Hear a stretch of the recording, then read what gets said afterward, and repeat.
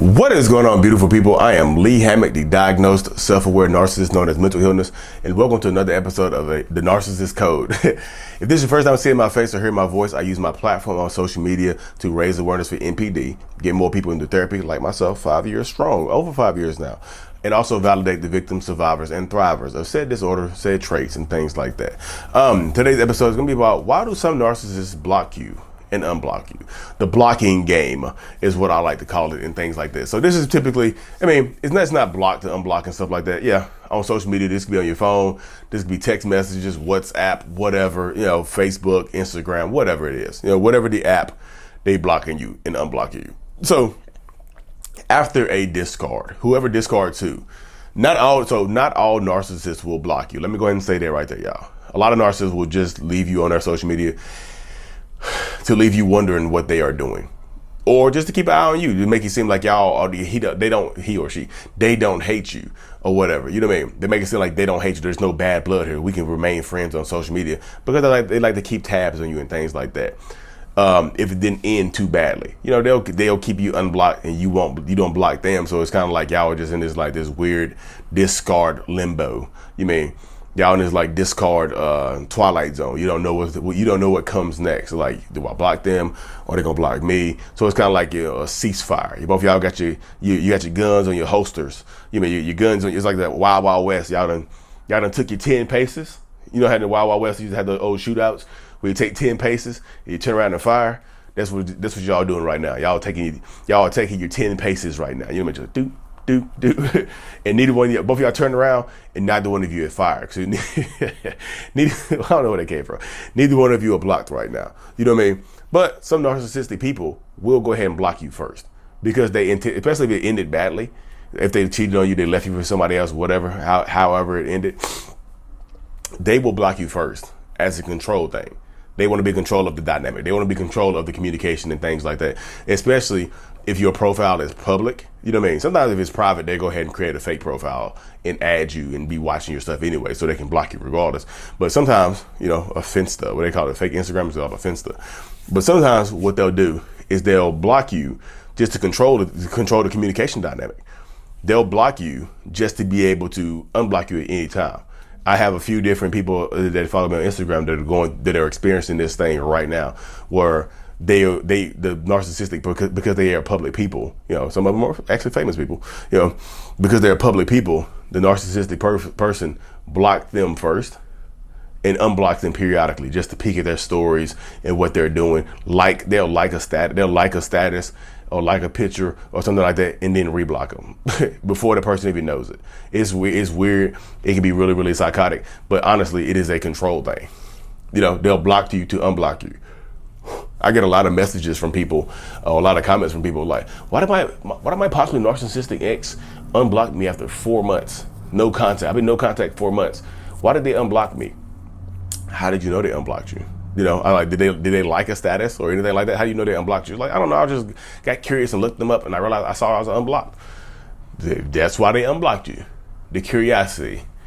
Curiosity killed the cat, and curiosity also got the curiosity also got the survivor back into a toxic ass relationship, or dangling back, taking the bait and things like that. So it happens. It happens a lot.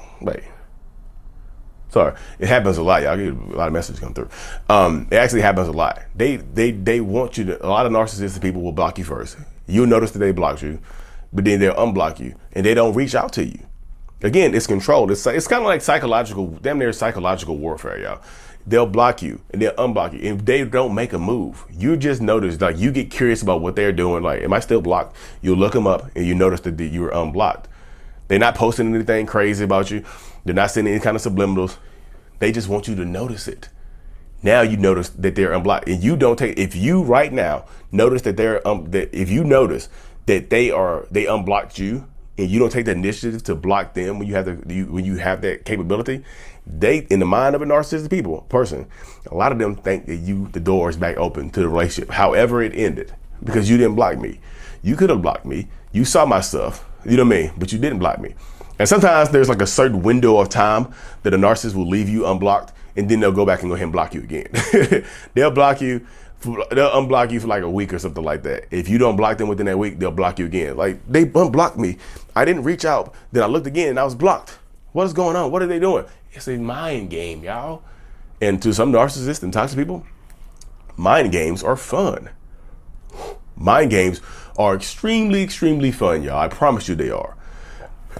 Mind games for a narcissist, like, especially if a bored narcissist, you have a bored narcissistic person who new supply ran out or whatever, and they want to come back to you, they'll play some mind games with you. And then look, if you notice, this is how the mind games work though, y'all. This is how the reverse Hoover ties into this as well. If you notice that they unblocked you and you don't block them, instead you reach out, you lose. Checkmate. The mind game is surprise, y'all. The mind game is also chess.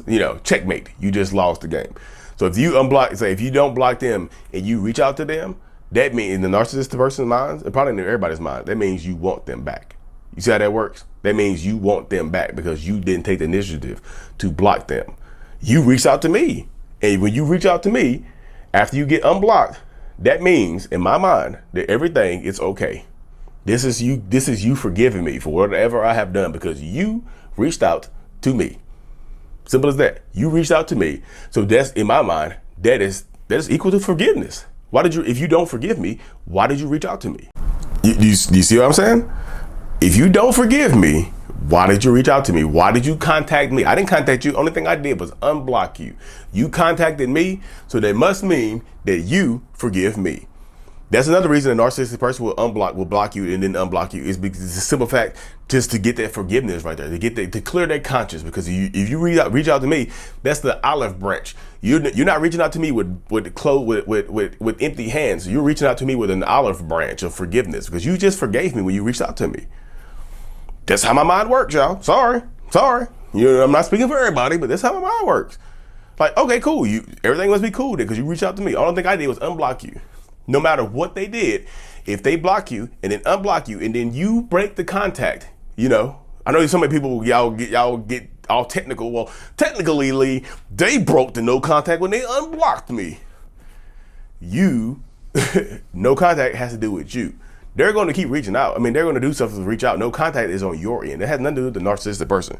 It's you choosing to engage. That's no contact. It doesn't work both ways. They're going to keep trying to contact you. They might blow your phone up and stuff like that. It's you not responding to them. It's you blocking them, cutting them out. You know what I mean? Oh, goodness. Sorry, y'all. Drop the mic. 1 second. Sorry, y'all. I get to moving around too much and I get a little happy sometimes. I do my little happy dance when I'm here trying to spit this knowledge for y'all and stuff like that. So yeah, blocking to unblock is a psychological game, y'all. And it's also a control mechanism. They want to block you and unblock you to be in control of this stuff. Because if they block you, guess what? They can block you first, unblock you, send you a message, and then block you again. And then unblock you, send you another message, block you again. Like your stuff, unblock you, do this, unblock. It's a game, y'all. It's a game. So when you get a chance to take advantage, when you get a chance to take control of said game and block them, do it. If the opportunity presents itself to block them and you are done with them, you have to be done with them, go ahead and block them. Because that shifts the power dynamic back into your hands. Like now you are in control.